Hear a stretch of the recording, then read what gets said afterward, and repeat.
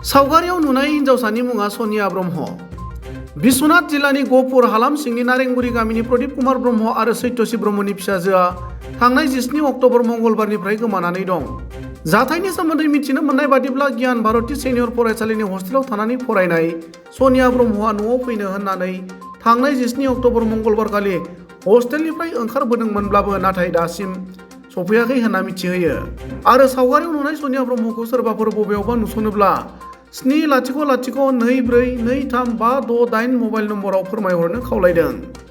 गुबुन फारसेथिं फरायसालि खुंथाया न'खराव जेबो फोरमायहरालासिनो हस्टेलनिफ्राय हगारहरनाय जाथायखौ लानानै दुखु मोननाय फोरमायनायजों लोगोसे अजद होनानै सनिया ब्रह्मनि बिमा आरो बिफाया ओरैबायदि फोरमायो।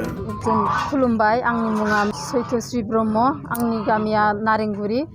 आंनि फिसाजोआ दाख्लै मंगलबार 17 थारिखनिफ्राय गोमादों। हस्टेलाव थायोमोन आंनि फिसाजोआ। गियान भारती सेनियर सेकेन्डारि स्कुल, बे स्कुलनि नामा। आंनि फिसाजोआ बे हस्टेलाव थायोमोन।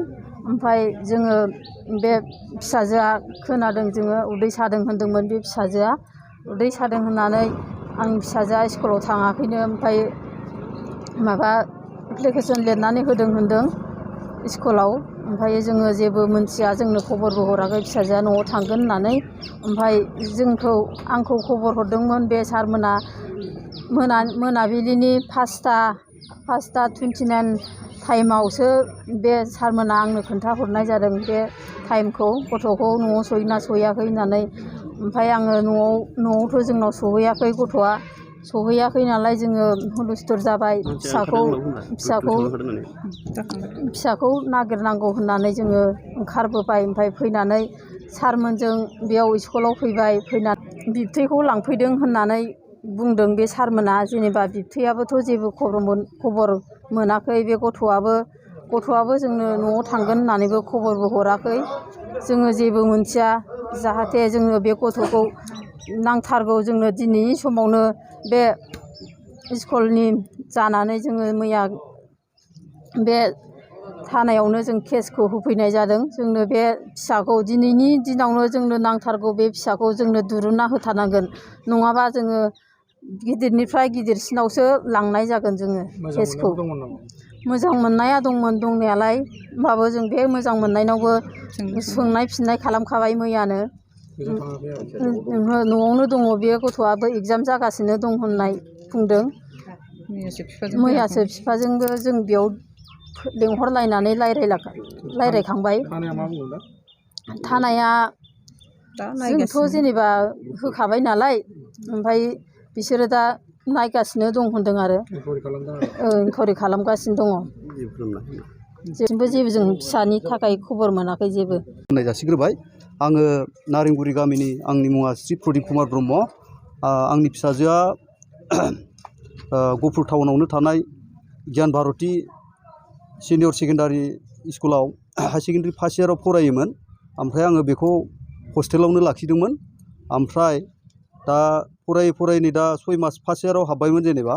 ओमफ्राय नै दाख्लै बावै 17 थारिख बेलासिनि 2:30 बियो हस्टेलनिफ्राय न'खरनि मानसि लांनो फैदों होननानै बियो हस्टेलनिफ्राय बियो ओंखारनाय पारमिसन लानानै ओंखारदों। ओमफ्राय दा बे पारमिसन लानायाव हस्टेलनि दिथागिरिफ्रा एबा प्रिन्सिपाल बा बिसिनि हस्टेल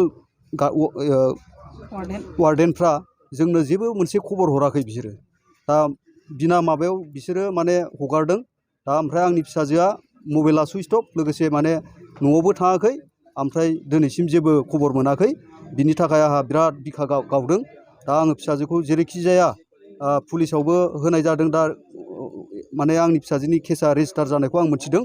ओमफ्राय दा जिखुनु खेथ्रयै माने आंनो दा फिसाजोखौ नांफिनगौ। ओमफ्राय लोगोसे आं दा खावलायो गथै बर' फिसाफोरखौबो सोरबाफोर अबाफोर नुसनबायोबा जाहाथे आंनि फिसाजोखौ थाब खबर हरो। बे समाव हस्टेल सामलायगिरिफोरखौ गोरोन्थि मावनायखौ नुदों। दा हस्टेल सामलायगिरिफोरनि सायाव माबाफोर राहा लादों नामा? आं हस्टेल सामलायग्राफोरखौ गोबां माने गोरोन्थिखौ मोनदों। मानो होनना बुंबा बिसोरो जिबायदि एग्रिमेन्टआव लिरनाय दंमोन, बे एग्रिमेन्टआ ओरैबायदि लिरनायमोन दे जाहाथे बेयाव फिसाजोखौ माबा मोनसे सुबिदा उसुबिदायाव लांफैनो थाखाय 3 मानसिनि बिसोरो साइन लादों। साइना जाहैबाय गिबियावनो आं बिफा हिसाबै, ओमफ्राय नैथियाव बिमा हिसाबै, ओमफ्राय थामथियाव आंनि फंबाय सासे जितेन मोसाहारि दङ।